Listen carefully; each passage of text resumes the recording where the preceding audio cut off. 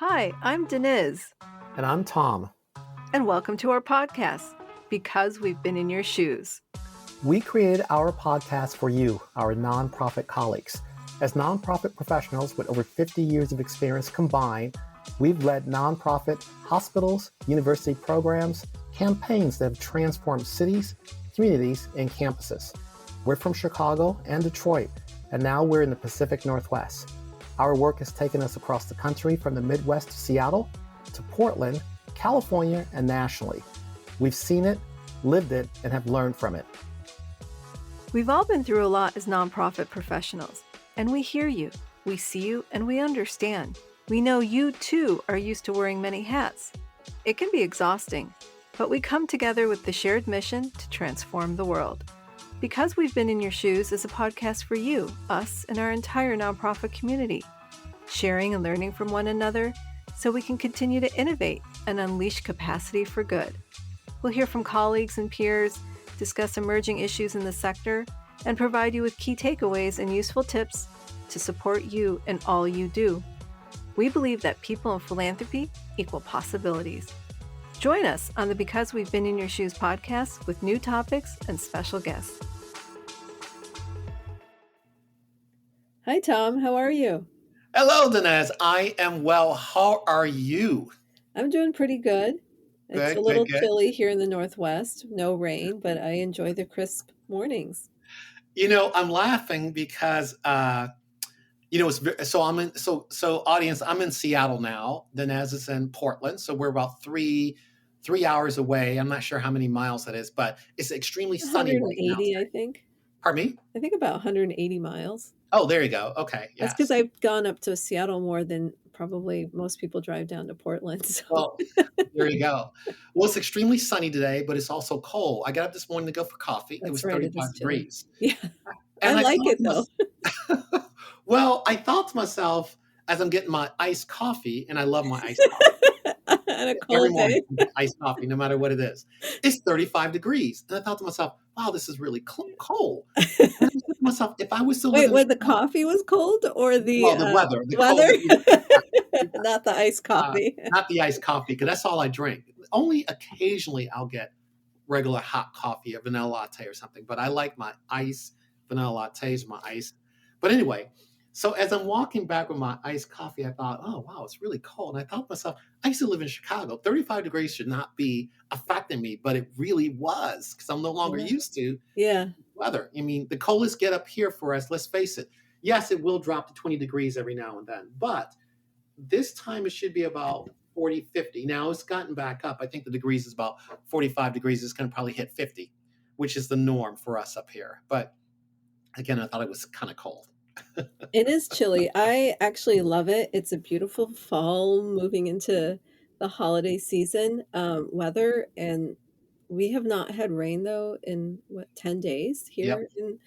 And it's quite dry, so it feels a little odd, but I love it. I've been able to, as a Midwesterner, raking the leaves on the street in front of my house. Everyone thinks, and I go into the neighbor's front yard and their street and also rake up their leaves. Wow. Just because, when it rains and the leaves here, for those people who don't know, kind of impact the gutters, and leaves just kind of, I like to keep the street clean.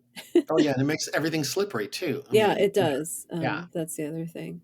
Well, let's talking about cozy. Let's also talk about our topic today, which is what you call it one thing and I call it another.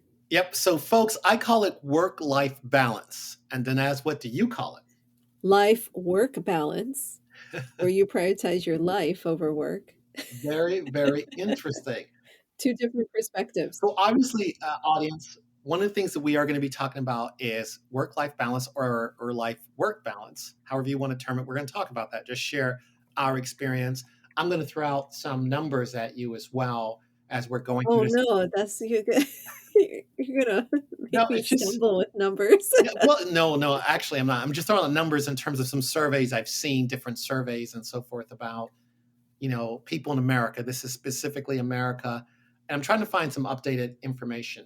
But one of the things I did see as I'm looking at these numbers, there was this survey that suggests more than 60% of US employees feel like their life work balance is out of whack. It's unhealthy. And so, what does that mean? This was a survey that was done. I agree. I agree with that. Ah, okay, Yeah. there you go. And I'm sure a lot of people would agree with that too. This current survey I'm looking at was done in 2019. So this is before the pandemic, obviously. So you must wonder now about it. This was done by an analyst at Groupon. About 2,000 Americans participated in this. And the question was, what is your work-life balance? And again, it was about a third of Americans said they work too hard, work way too hard. That some people Mhm. feel that they can even work from home now, that people can even work from home back then. That's not work-life balance or life-work balance. You're still working. And even if you think you're taking time off, you're still thinking about work. You're still thinking about, what do I have to get back to? What Yeah. time I've lost now? So I'm going to be backed up when I get back to work. Yeah. So that's not life-work balance. No, it isn't, and I think you and I can both speak to this. I'm doing some interim work and working on site with a variety of organizations, and even going back on site and even connecting with you and other colleagues. I don't think we've resolved the balance of whether you lean into the work life or the life work balance. I don't think employers have really prioritized that. We say we are, but the volume of work in some cases is higher Mhm. post pandemic. And in some ways, we're getting back into the norm, which wasn't healthy before. And I find that, we talk often about mental health and prioritizing your wellness through your work, because work is the single largest influencer in the quality of life you lead. And so that's why I really like to shift the idea from work life to life work balance. And when you do that, when you prioritize the things in your life, work also helps you get a better sense of purpose in what you do. And it also helps you reassess the kind of relationships you also have at work and how they fit into your life. And so I definitely want to talk more about what does that look like for somebody, especially in the nonprofit space, when we talked not too long ago about boundaries Mhm. and really Mhm. defining what boundaries look like. And then also talking a little bit more about how do you add external activities, whether they're work related external activities, professional development obligations, serving on boards, and other things. But I think more and more, I'm talking to colleagues who are returning to work. Either they're in frontline nonprofits or they're in global initiatives or they're still working from home. The volume of work has not changed, and the expectation of what we deliver has not changed either. So, Tell me one thing. You mentioned employer, but is this an issue of employer, employee, a little bit of both? What are your thoughts about that? I think it's a combination of both. I think the job market is, while seems to be, there's a lot of jobs out there, it's harder to get hired. The competition for one posting can have hundreds of, in some cases, thousands of applicants, people looking for remote work. I think people are afraid to make moves. I don't think people are jumping ship as much as they did during the pandemic, or looking, because it's just harder. The job market, while in some cases seems abundant in the nonprofit space, most of the positions continue to be, a combination of hybrid on site, some remote, and then the expectation of what that environment looks like for a particular organization. I don't know if people have ironed out some of those kinks. So I don't see many people jumping to another opportunity as quickly, and it's harder. The job market's harder. That's at least from my personal experience too. Hmm. I'll share my experience. I believe it does start with the employee or the individual or the person. It starts with me. And so I need to be able to understand one thing. So, first, I'll start by saying this: the one good thing about this whole thing that we're talking about, there are more people that are much more aware of work life balance or life work balance. A lot more people are aware of it. So, being aware of it is a beginning. Now it's the action. And I believe it starts with the individual. What are those actions? You and I were just talking about, definitely you and I are pleasers, and we don't know how to say no. So if we are asked to do something, volunteer on the board, more than likely we're going to say no. It takes, because we don't want people to feel bad, and we are serving larger causes than ourselves, and that Yes. brings something to each of us in many ways. So that's part of it. But again, we're not balancing that very well if we're saying yes to everything. Although we may like it, although it may serve our vision and mission in Yeah. life, how well can we do that? Now, folks, what you don't know, maybe we haven't shared with you, I'm a single person. I have plants, and that is it. I don't have any pets. I don't have a partner. Your plants look really green, so Thank you're you. taking good care of them. And it's ivy, so I water them once a week, and that's really it. I don't have pets, but Dinesh, if you're willing to share, what do you have? Let's talk about personal life right now only. Yeah, I'm married. I have 2 wonderful children. I also have a mother who is in Michigan, far away, who I wish I was there more to, take care of her because her needs are there, and so I'm torn emotionally. I try to visit as much as often and provide care from a distance, so it's obligations are there, and also prioritizing joy and activities for my kids have been a huge part. The decisions I make, even professionally deciding to join a nonprofit board or volunteering over here, and even the work that I'm doing, I have to bring all of those activities and responsibilities in my personal life into focus before I make commitments. And so those also help shape what opportunities I can lean into. Naturally, causes and activities my kids are involved with, those organizations usually are the first that I focus on. So that's another way you can identify Great point. Great point. a little bit about what that life shapes and influences the kind of work and volunteering that you can engage in. That's right. Yeah. And I'll add something else. Like you mentioned, your parents. My mother lives in Chicago, therefore, and we had an incident in our family where I'm going to say that someone passed in our family, and I saw the effect it would have on the whole family. That meant I was rushing back and forth to Chicago. I have friends there. There are friends that we are close enough that we want to get together. And it's interesting is when I fly into Chicago, I feel like it's more work because I try to cram seeing all these different groups of friends in. So by the time I get back, I'm exhausted. And I will share with everyone, and yes, I've done this. I'll fly into Chicago, and sometimes I won't tell everyone in there. I'll say, this is a group I'm going to focus on, and that's it, and I'll fly out. There are certain people I will always see when I go to Yeah, Chicago, and those people know who they are. But in some cases, I don't tell everyone I'm coming anymore because it's so stressful. It's stressful, but it's fantastic too because everyone wants to see you.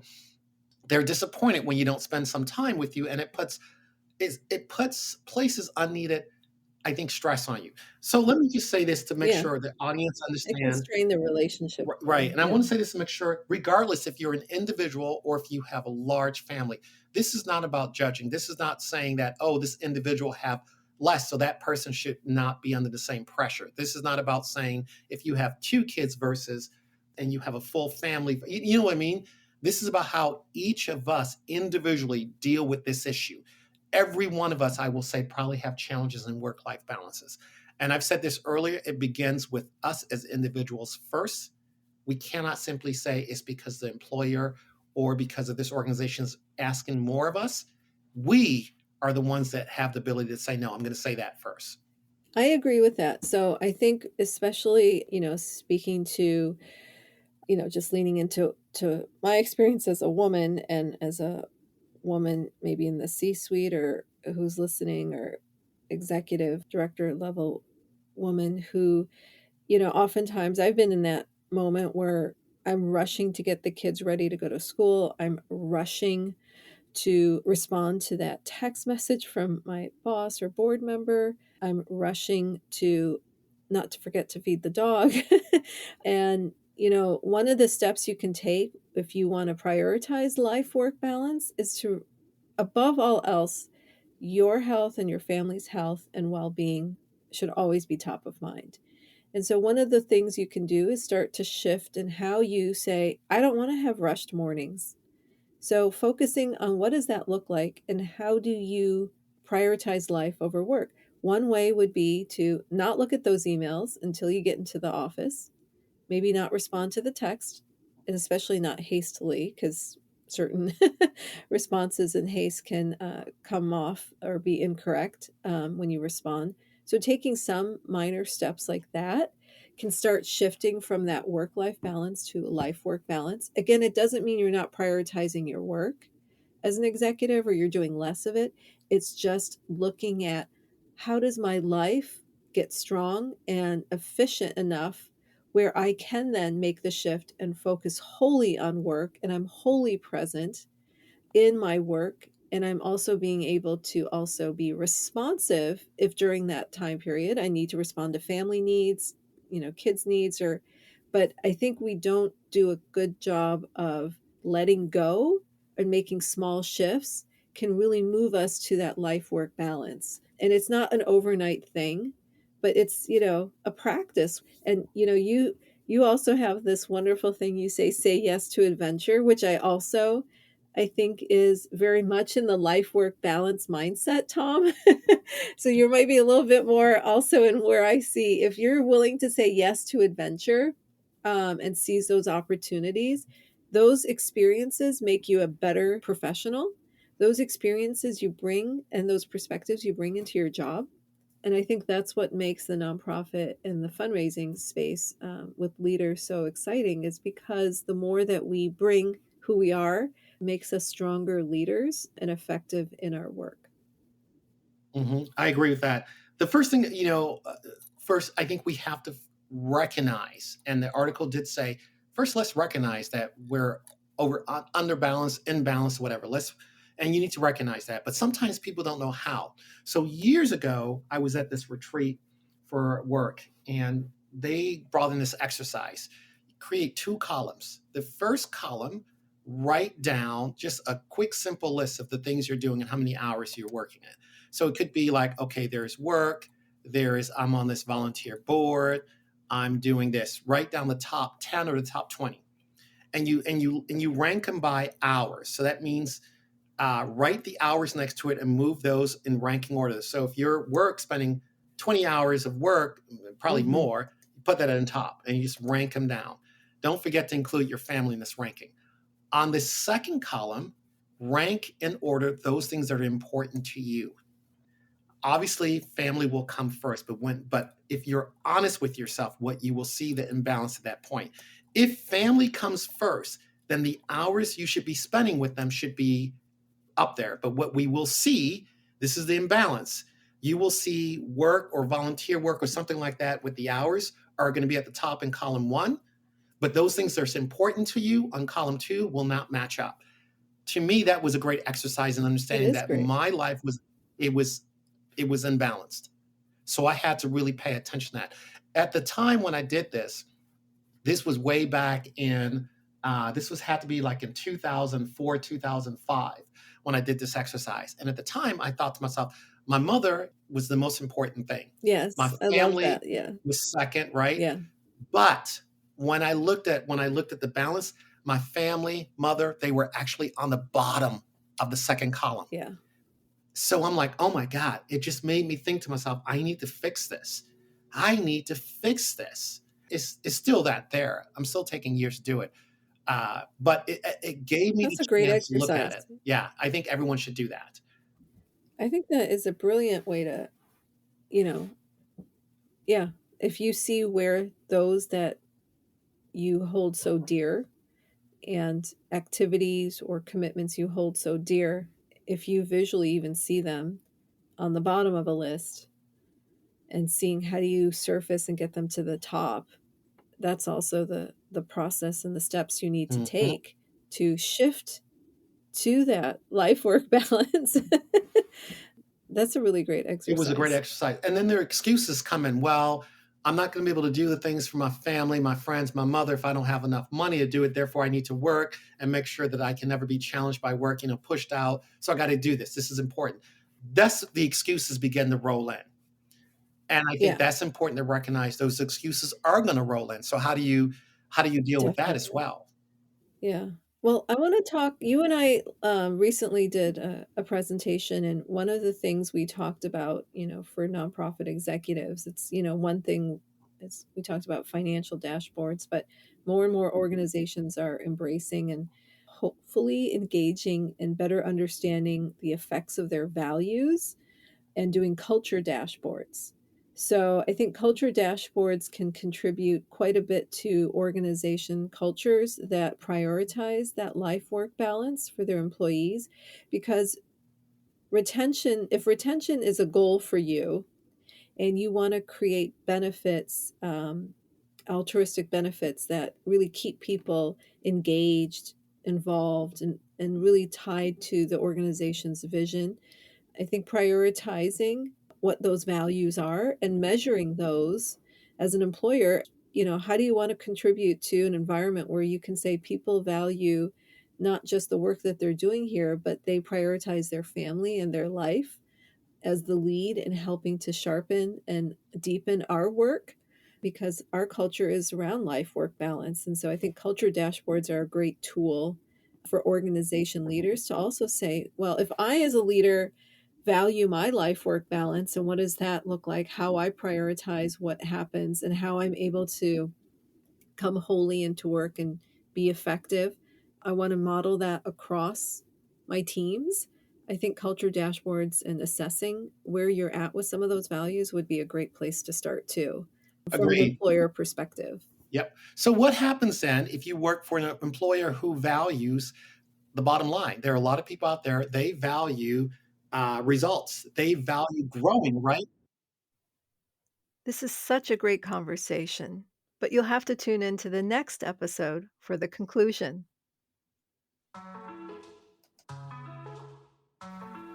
Thank you for joining us on this episode of Because We've Been in Your Shoes. Join us next time as we share, advocate, and highlight experiences and ideals from nonprofit colleagues, leaders, and champions. Subscribe to Because We've Been in Your Shoes podcast and be the first to hear our new episodes introducing new topics and guest speakers. Remember, nonprofit friends, you're not alone because we've been in your shoes.